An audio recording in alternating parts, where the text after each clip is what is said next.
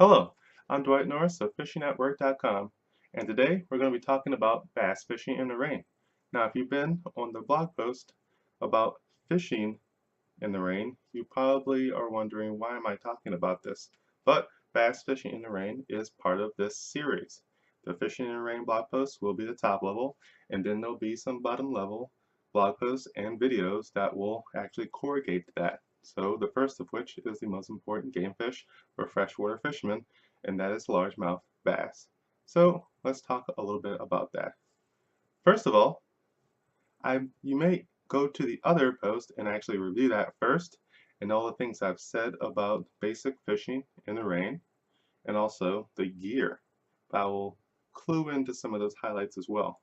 But the first thing I want to get across is that bass fishing in the rain really isn't about the bass. It's really about yourself, about you wanting to get out there and go fishing. Just because the environment doesn't suit you as a person or an individual doesn't mean that the fish aren't biting. If you lived under the water, it is not raining. It's always raining because it's the water. And the disturbance that the rain actually puts on the water isn't that much. The fact of the matter is, if you want to use something that's a topwater bait, like a buzzbait or a frog lure, they may or may not see that, but they will see a disturbance on top of the water if they're looking in that direction. And it's like summertime, and they're sitting under a lily pad, and it's raining and storming, and they see repeated drops falling down all around them, and all of a sudden they see this churn, a difference in the water, and they are able to decipher that with their lateral line. And once they clue on the fact that they can hear it and that it's different than the rain that they're hearing, they go near it and they use their sight. And their sight works in pretty much pretty clear water, about 15 to 20 feet. So they can see that something's going on up there. And it looks like it might be a school of minnows, or it might be a frog, it might be a rat, it might be a lizard, who knows, a small duck, anything that they may want to get their mouths around and devour. So the fact that it's raining is really irrelevant. Now, what other characteristics or environmental issues do you have to worry about when it's raining? One is erosion. Depending on where you are, you may be near some farmlands or chemical factories or other manufacturers that have runoff that go from the factory. It may be dirt or manure or some kind of chemical from a chemical plant. Who knows? Not every place is highly regulated, and when that feeds into the system, or even this dirt in general just plods into the river, it gets murky, it's dirty. The fish have a hard time seeing with their eyes, so they rely more on their actual other senses, which is the sense of sound, or they use it's not like a heat sense, but they have like a electronic kind of thing going on. You probably remember those old electronic lures. That's in like a type of sound, an electronic sound that's a little different. It's like a click, kind of like with a crayfish, but that's another thing. But they generally rely on the other senses when they can't see. So they actually rely on that. So you should clue in on that when that happens, if it happens in your area because of the rain. Oh wow, the river is really muddy right today, because of the runoff. You're like, oh, now the river's brown. I guess all this fish for catfish because they use their sense of smell. Anyway, and when it's even muddier, that's all they use. Don't don't be uh, dismayed by the fact that catfish only smell. They do have eyes and they do use them. They will chase a minnow down if they have the energy, usually when they're younger, or if it's like right in their face. They will chase an actual bait. Not everything has to be about cut bait. But for bass, they are forced to do the same thing if it's in that same environment. They're in a muddy river, they will have to do the same thing a catfish does. They'll have to use their other senses. So you should remember that when you use your bait selection. Now, what if the rain caused another issue? Maybe it's not muddy. Maybe the fact is it's causing an abrupt amount of water to go down the river. The flow has increased, and It's even better when the flow is actually going out because it's really strong. And that means the fish will have to take cover. If you know anything about fishing in the river for bass or really any fish, fish don't like working that much. So they hide behind rocks, they hide in the corners, in the bends of a river because the flow either slows down there, or it whips around the corner and leaves an open space where the corner is. So let's say there's a corner like this, and the water is coming around here, around here. Right here is sort of a dead zone because the water is just going so fast, it's not able to turn and get around here. It will actually sweep and make a wide angle turn. And funny enough, the best place to see this is when you go in a lazy river. And you're in a lazy river, and you're floating in your tube and you're having a fun time. Try to see where those dead zones are. And you see people like just slowing down and you're flying past them. You're like, haha, going faster than you, man. And you're like, why was that corner slower than where I was? Was there not a jet there pushing me? Or was it because of the bend?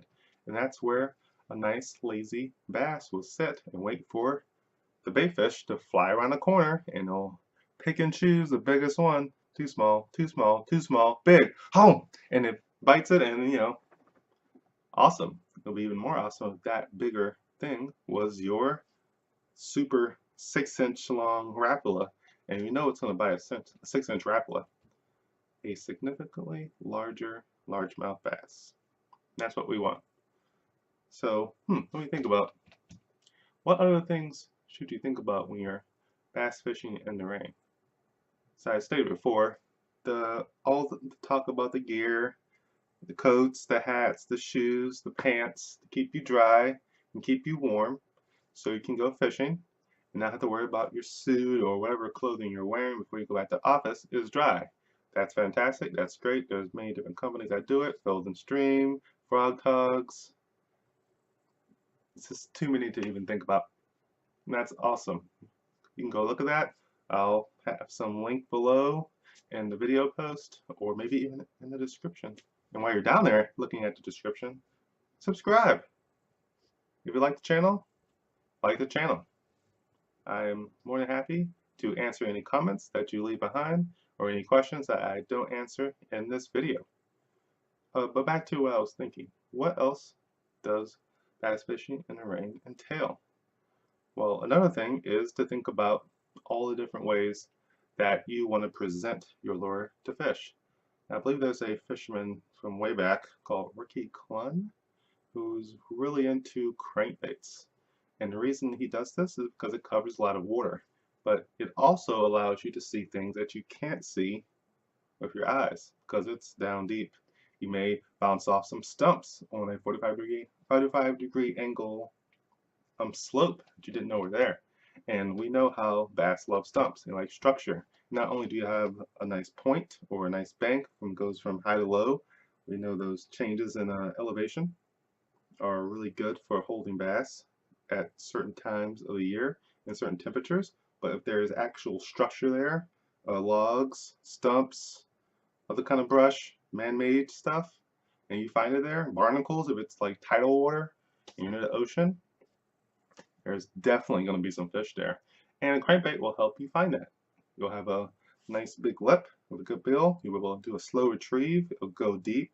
It'll stay deep, unlike a wooden crankbait. The plastics will go deeper and stay deeper. And they'll bounce off structure. And you can feel whether it's dirt or not. It feels different. There's a hard bounce and it goes clink. And it bounces up and it keeps hitting it like you're hitting on rocks or something. Or there's the drag of dirt, and it feels like you got stuck in the mud for a second, and you know it's like not a fish because you know what a fish feels like, and it's not a stump. So you're able to really see.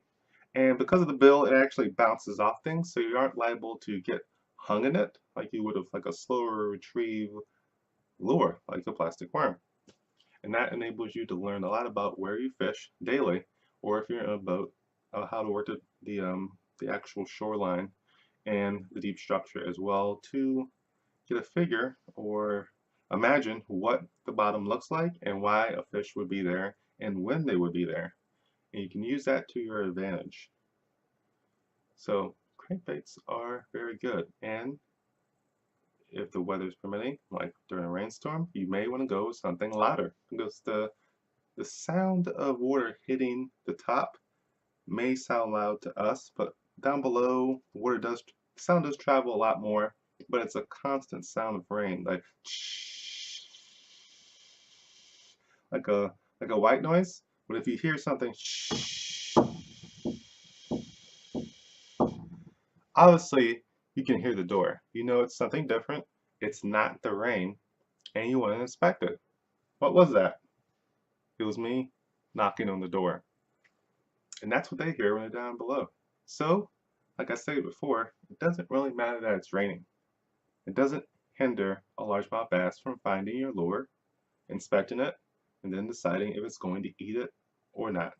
So, in retrospect and in conclusion, you don't have to worry about this. Fishing in the rain and bass fishing in the rain really isn't different. Bass fishing in the rain for really anything isn't that different. Matter of fact, sometimes it can enhance your fishing experience because you're taking one of those elements out of, you're eliminating one of them for the fish. They have to rely on something else.